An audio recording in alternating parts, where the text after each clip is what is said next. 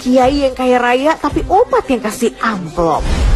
Bukan hanya santri usia anak-anak, yang udah bapak-bapak pun ketemu kiainya masih ngesot untuk mencium tangan. Dan yang mencengangkan, ternyata yang ngesot itulah yang kasih amplop. Netizen pun curiga nih bahwa bisa jadi inilah sebabnya sebagian kiai makin kaya raya. Mobilnya mewah hingga harga miliaran.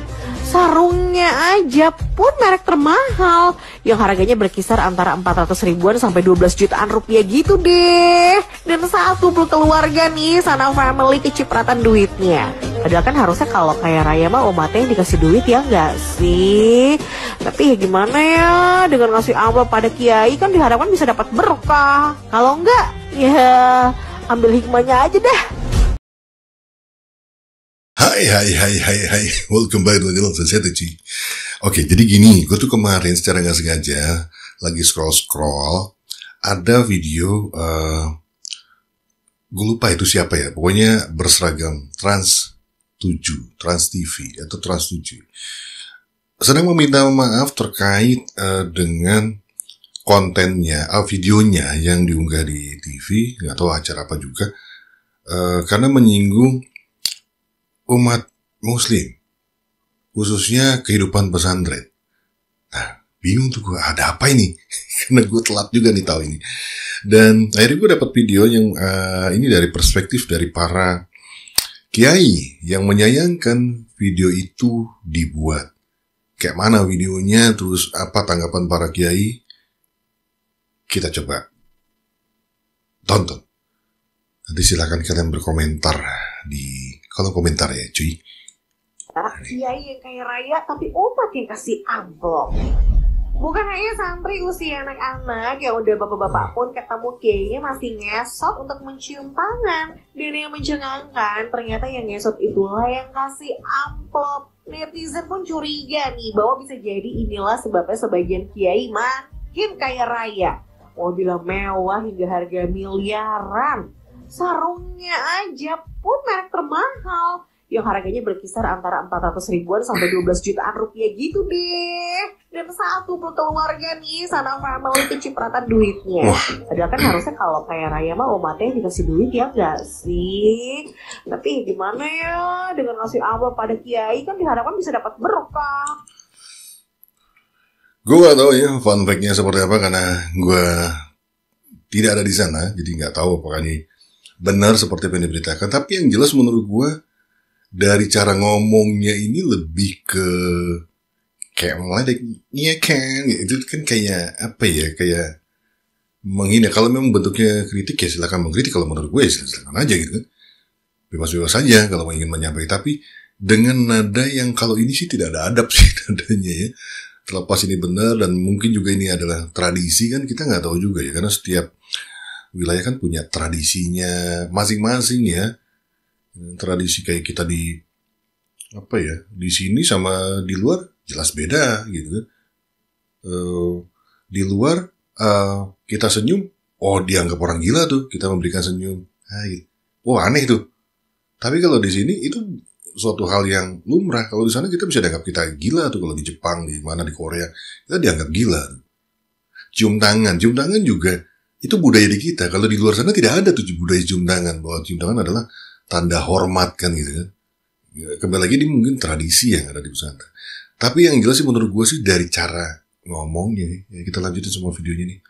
Cara intonasi suara, pengisi suaranya sih yang wah, bangsat sih menurut gue. Kalau enggak ya ambil hikmahnya aja dah. Sekarang kalau ada kiai yang dilecehkan oleh Trans 7,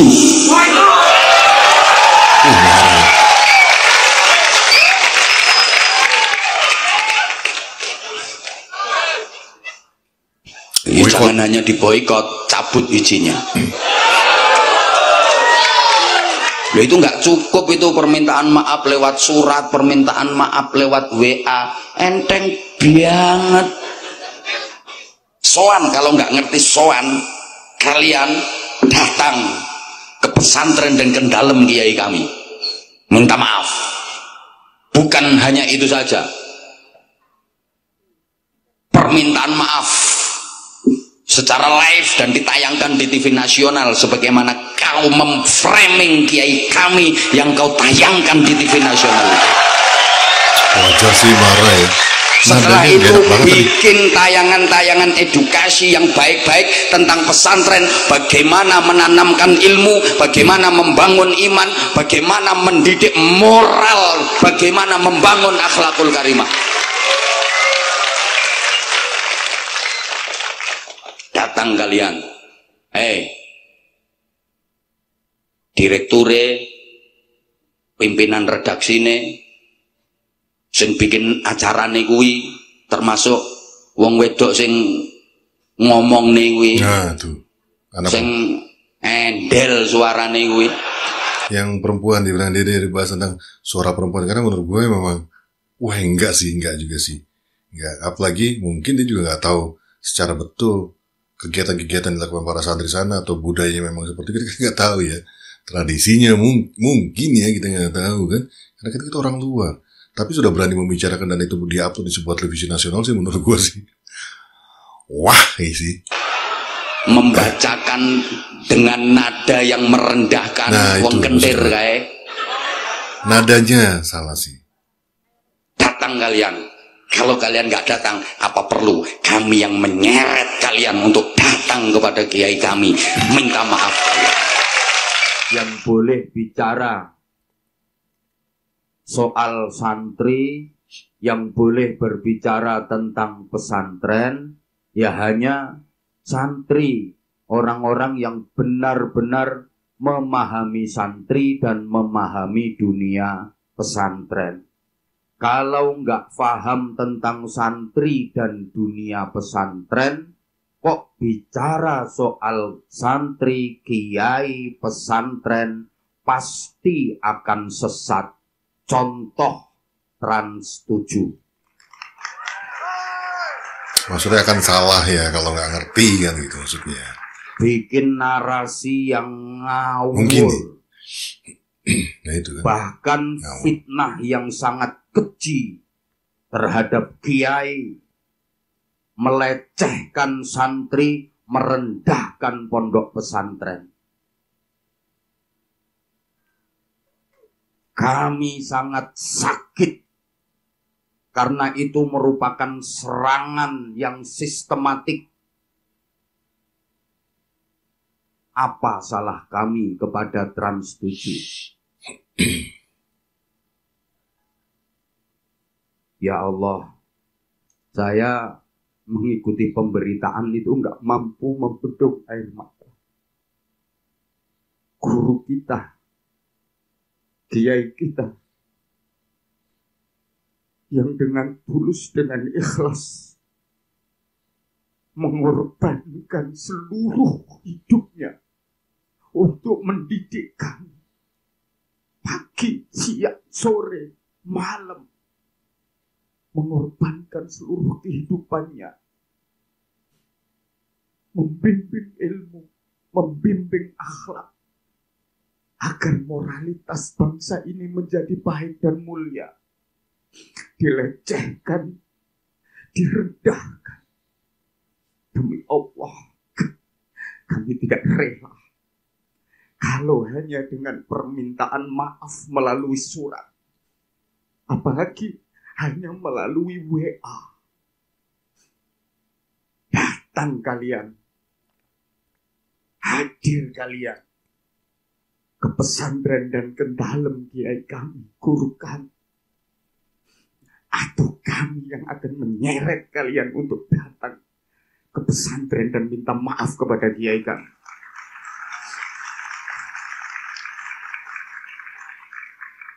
Sebelum Republik Indonesia ini berdiri, pondok pesantren sudah kokoh berdiri. Dan dari pondok pesantrenlah cikal bakal negara kesatuan Republik Indonesia ini. Dengan dimotori oleh para kiai, para santri yang digembleng di pondok pesantren.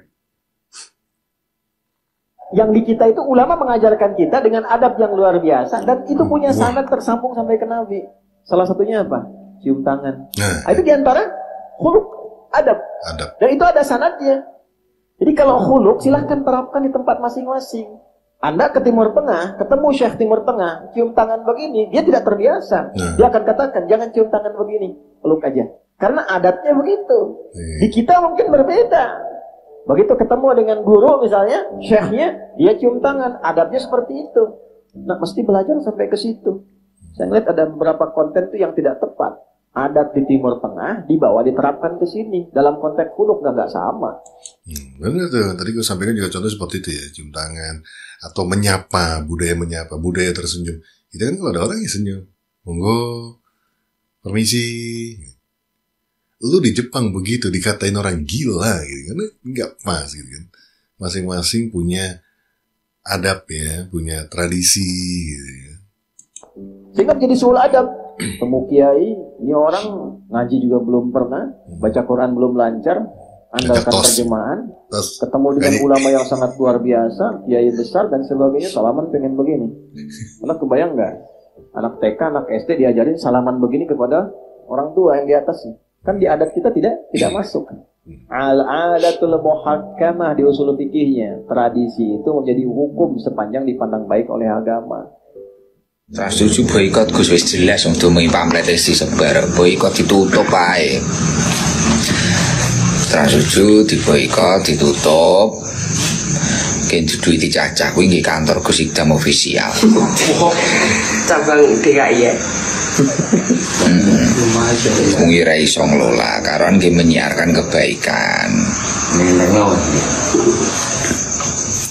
Trans 7 ini sapa to? Baru Tanjung. Golek ana nomere. Anak singkong iki. Lah yo golek ana nomere. Ditutup ae, logone didukne, gantinen YouTube-mu kuwi. Ora ngono nggih gudang sonmu kuwi ora apa-apa.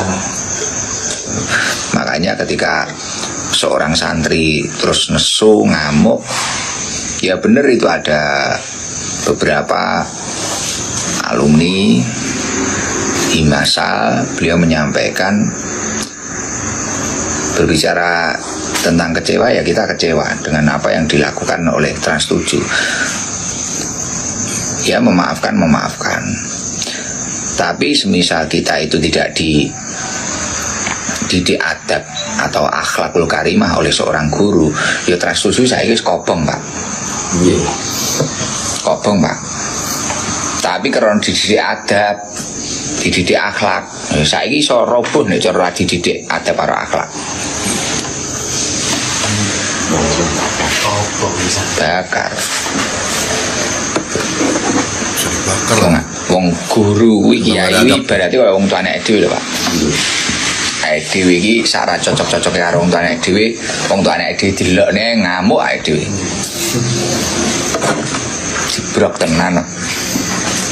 Lah apalagi pondok, apalagi sekelas Lirboyo yang mencetak para kiai-kiai yang ketika pulang itu mayoritas menjadi tokoh di daerahnya masing-masing. Mulai tokoh desa sampai tokoh kecamatan sampai tokoh bahkan tokoh nasional internasional. Cetak Lirboyo akeh. Masyarul muslimin, Trans 7 telah menayangkan sebuah tayangan yang jauh dari kalimat bijak. Di tengah banyaknya hujatan pada pondok pesantren, media nasional sebesar Trans 7 memilih untuk menayangkan sebuah tayangan yang berpotensi sensitif terkait isu SARA. Ini sangat menciderai hati kami tentunya. Etika pemberitaan bukan hanya sekedar formalitas, ia adalah cerminan kehormatan. Maka apabila media nasional sekelas Trans 7 memberitakan sesuatu yang menuai pro dan kontra, yang sifatnya ujar kebencian terhadap institusi keagamaan yakni pondok pesantren, berarti mereka kehilangan adab dan mereka kehilangan arah. Kalimatnya sangat jelas, ujar kebencian terhadap kiai kami, merendahkan martabat kiai. Seperti apa yang saya katakan, bahwa kini banyak upaya untuk menjauhkan ulama dari umat yang kini kian masif. Salah satunya apa yang dilakukan oleh televisi besar, televisi nasional Trans 7. Ini adalah sebuah hal yang sangat menciderai hati kami. Dan lebih lucunya, mereka meminta maaf hanya melalui akun TikToknya, tidak secara langsung, tidak melalui tayangan, seperti saat mereka merendahkan kiai, seperti saat mereka merendahkan martabat institusi keagamaan yakni pondok pesantren. Tapi kita juga harus bijaksana, kita harus tabayun lebih dulu.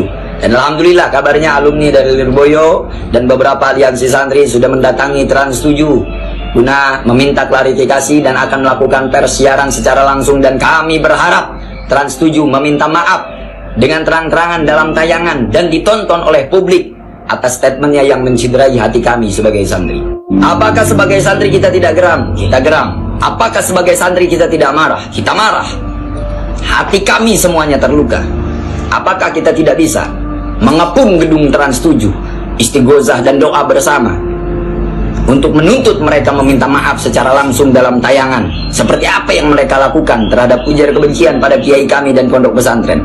Kita bisa, tapi kita sebagai santri tidak diajarkan demikian. Kita serahkan kepada perwakilan-perwakilan dari aliansi santri, khususnya alumni Lirboyo yang akan melakukan pers bersama dengan Trans 7, dan kami meminta kepada pihak Trans 7 untuk meminta maaf secara langsung dalam tayangan, bukan melalui akun sosial media, karena hal ini, karena apa yang ditayangkan sangat menciderai hati kami sebagai santri dan pecinta ulama. Barakallah, barakallah.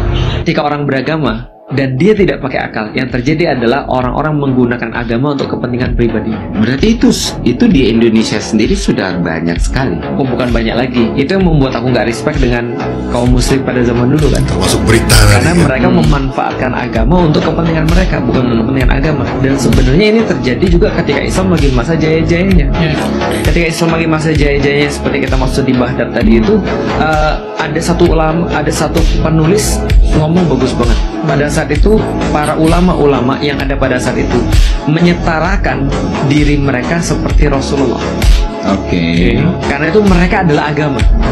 Jadi kalau lu nyinggung gua, lu nyinggung agama.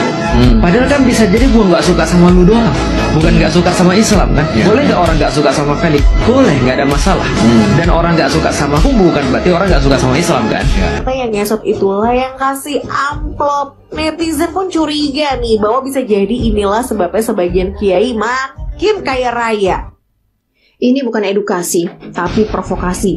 Ini bukan kritik, tapi ujaran kebencian. Ini bukan kelalaian, tapi serangan sistemik dan penuh perencanaan untuk menyerang pesantren.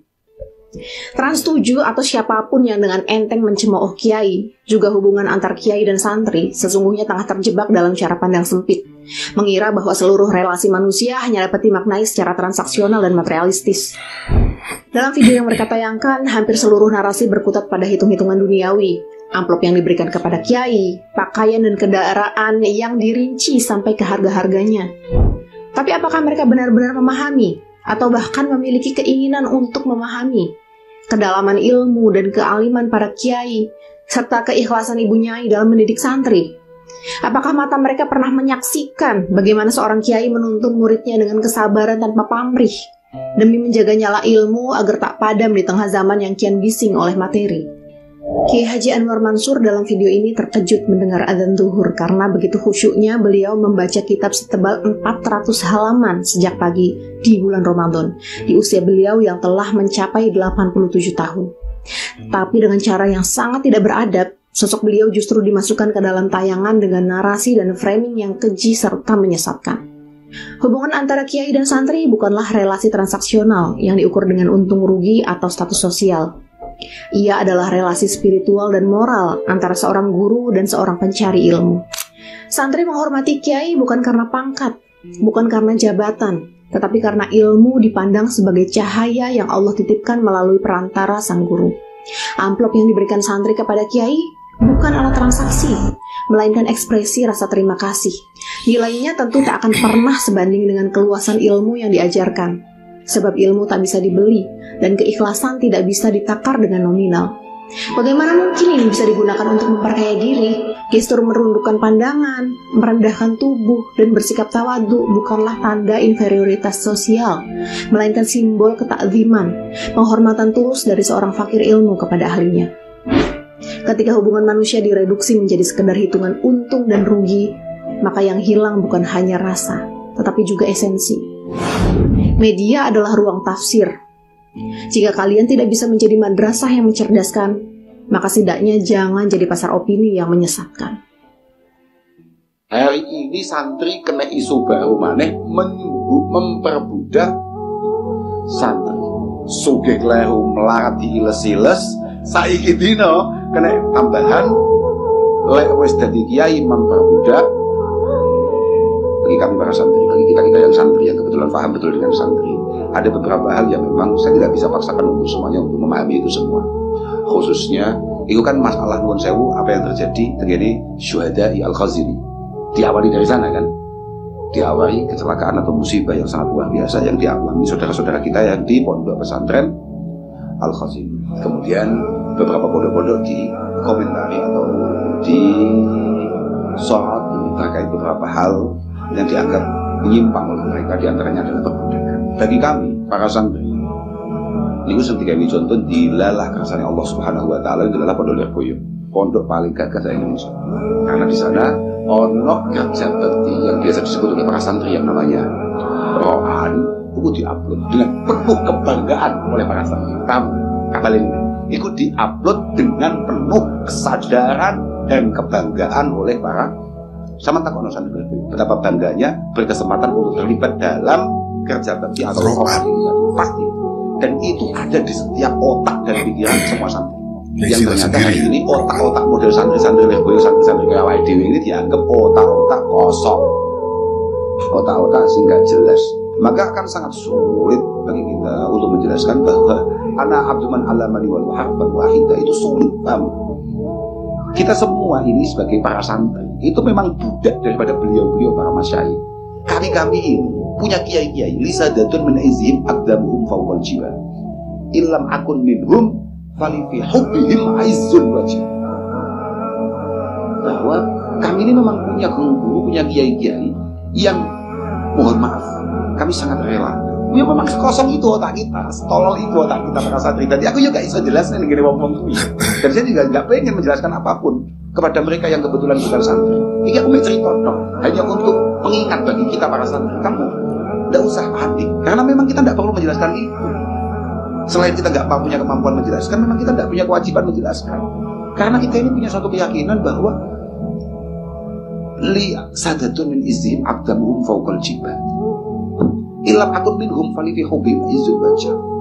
Bahwa kita ini para santri, jangankan kok hanya untuk ikut apa mau rohan, beliau jalan saja. Ketika kepala kita diminta untuk menjadi pijakannya, maka kami akan meletakkan itu semua. Panjenengan-panjenengan yang di luar sana yang kebetulan buatan santri saya itu memang kami santri-santri itu ya setolol itu dalam cinta kami terhadap para guru-guru kami. Karena kami tahu betul, artinya kami ini dari awal ngerti betul bahwa ilam akun minhum, kalau memang kami tidak ditakdirkan untuk kemudian memiliki apa yang beliau miliki, kita tidak ditakdirkan menjadi seperti beliau-beliau, paling tidak kita hanya mencintai atau bahkan berkesempatan meladeni. Adem ya ini ya, menurut kami ceramahnya dia, dan itu sulit diterima, paham gak? Itu sulit diterima dan memang nggak bisa diterima, memang nggak gampang diterima. Yo, auto apa kena ditompo. Ada satu hal yang tidak bisa kita jelaskan kepada mereka, bahwa santri itu selalu punya satu keyakinan sing jenengi barokah, sing jenengi barokah.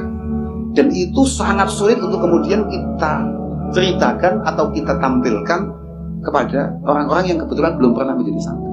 Kami mengerti bahwa kalau kami pas lagi menjadi santri, itu anu momentum yang memang kami nantikan untuk kemudian kami terlibat di sana. Maka idza aradallahu bi 'abdin khaira razaqahu khidmatas salihin wal ahya. Itu Imam Ghazali utama.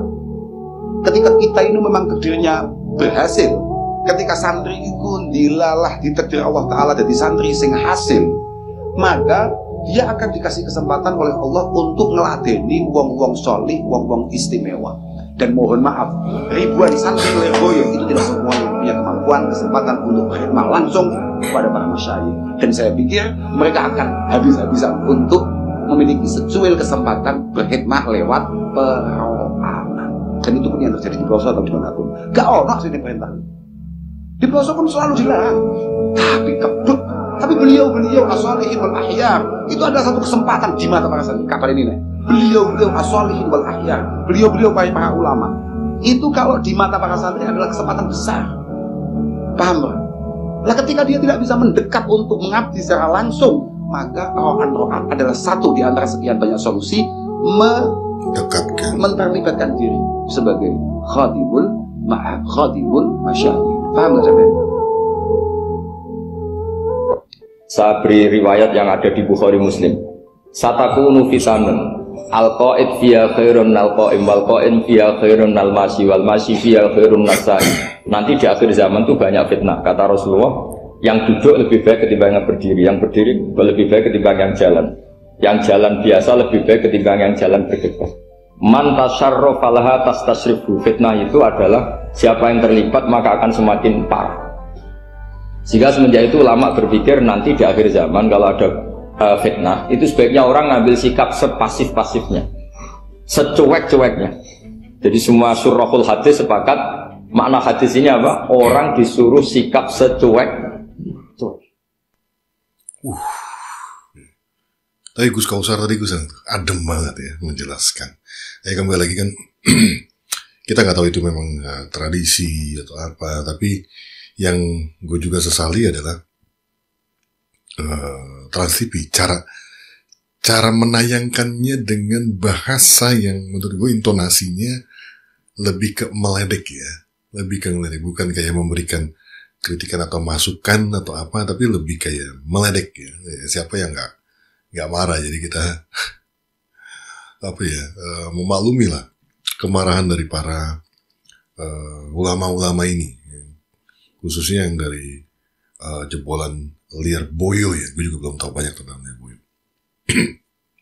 Ya ini gue kembalikan ke teman-teman ya untuk melihatnya seperti apa. Kalau dari gue sendiri sih ya menyayangkan cara Trans TV atau Trans 7 tadi ya menampilkan cuplikan-cuplikan dengan dibarengi narasi yang intonasinya itu lebih ke gimana sih, nyinyir gitu ya maksud gue gitu. Nggak paham ya, itu sih yang nggak banget sih, itu nggak banget sih, nggak banget. Dan gue nggak tahu apakah orang itu sudah riset dulu, udah paham dulu dan seperti apa, kenapa itu dilakukan. Tadi dari Gus Kausar sudah menjelaskan bahwa ada kegiatan-kegiatan yang memang itulah cara dia para santri ini bisa mendekati dengan kepada guru-gurunya kan gitu kan. Dan kembali lagi ini kan ilmunya yang dimiliki oleh para kiai ini kan ilmu langit nih, ilmu bekal buat bukan sekarang, buat nanti, yang sekarang bisa dipakai buat di setelah kita mati kan, itu bisa jadi bekal gitu maksudnya. Sekarang gak usah jauh-jauh bandingkan dengan santri. Kita kalau berbicara tentara, apakah tentara itu budaknya dari para panglima? Iya, bisa jadi. Karena mereka akan patuh sekali dengan komandannya gitu, memiliki jiwa korsa dan sebagainya.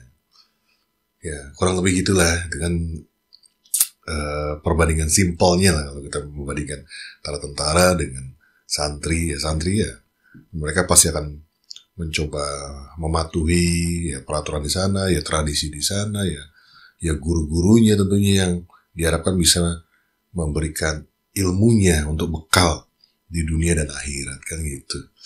Walau tidak sih guys, gue kebanyakan ngomong takut salah ngomong, jadi mohon maaf kalau gue ada yang salah penyampaian karena ini lumayan sensitif sekali. Jadi mohon maaf kalau gue ada salah ngomong, tidak ada maksud dan tujuan lain-lain. Ya sampai ketemu di video gue yang lainnya dan mudah-mudahan masalah ini cepat selesai. Trans TV cepat memenuhi apa yang menjadi keinginan para ulama gitu kan. Kalau bisa tidak hanya tayangan versi, ya datanglah ke Lirboyo lah, langsung minta maaf secara personal, dan kalau bisa tayangannya di Lirboyo lah, itu lebih fair lah gitu kan. Dan kedepannya kalau menampilkan berita Boya dengan narasi-narasi yang membangun, narasi-narasi yang juga di telinga enak, tidak melecehkan gitu kan. Ini kan lebih ke melecehkan ya, terlepas itu betul atau tidak, tapi dengan bungkusan narasi yang seperti itu, menurut gue itu pasti akan, siapapun pasti akan tersinggung. Walau tidak sih, sampai ketemu di video lainnya. Bungkus.